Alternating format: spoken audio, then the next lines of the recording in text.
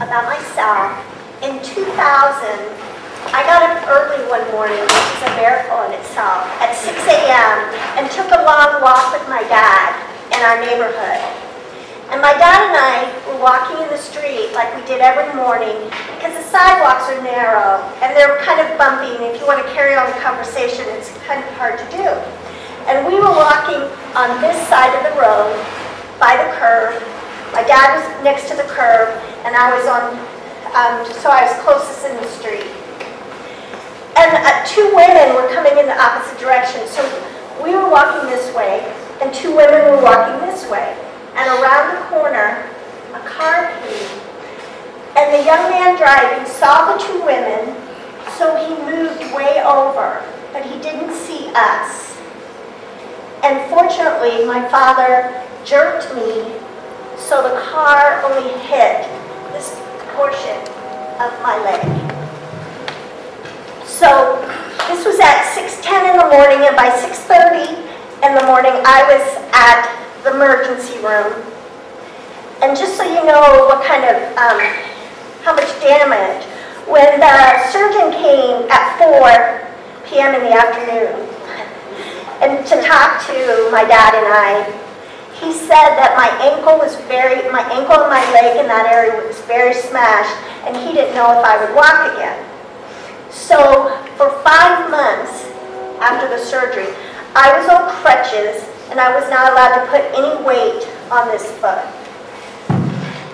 So in order for me to do my job and to get around, the insurance company suggested that we put an accelerator on the left-hand side of the brake so I could drive with my left foot, which I did. And I had to figure out a way to get around carrying things, so I had a backpack that I always had on my back. So like even if I wanted to carry something downstairs in the house, or I had to carry things to work, I could drive myself and I'd wear a backpack to carry my things. Well, one day I had to go to the library to return a bunch of books. I think I'd been doing some research for a grant.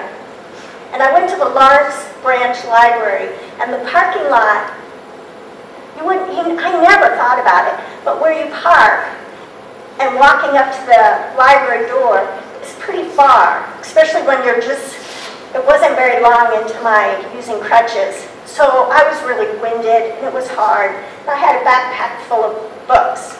Well, I was about halfway there, and this woman, out of the blue, just came up to me and said, "If you're just returning those books, I'd be glad to do that for you." And I have to say, it was the simplest gesture, but it meant so much to me because it was really hard getting around.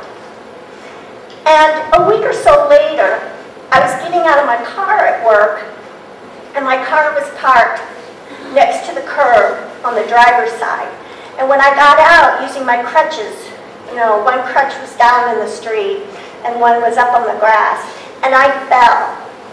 And somebody in the McDonald's parking lot across the street saw me fall, and they came running over to make sure I was okay. And once again, that little gesture meant so much to me. And it really affected it's really affected the rest of my life. I'm sure I don't do it all the time. But when I see an elderly person needing somebody to open the door, or a mother with toddlers, I tend to I get up, even if I'm sitting at a restaurant, and get up to open that door. And it's all because those two people helped me out at a time that I really needed help. Thank you.